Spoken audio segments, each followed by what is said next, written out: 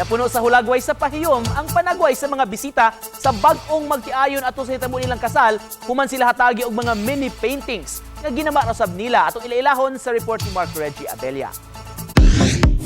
Literal nga di na lang kutob sa drawing ang love story ni ining bagong minyo.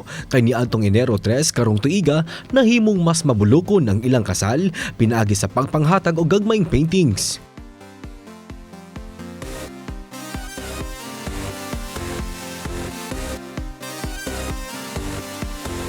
Kapin 80 ka mga gagmayng paintings ang gihimo sa magtiayon nga sila Jason ug Anne Marjorie Dronia sud sa tulo ka buwan nga gipangapod-apod sa mga principal sponsors ug mga bisita.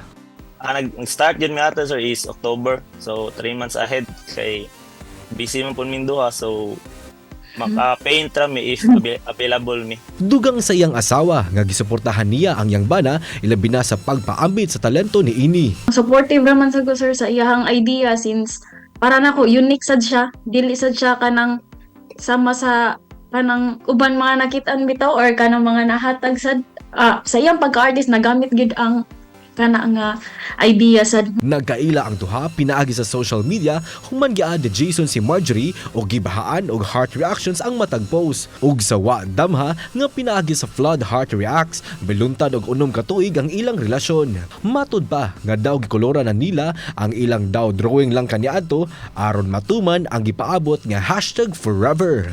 Kauban si Clans Gabutin, Mark Reggie Abella, GMA Regional TV Live.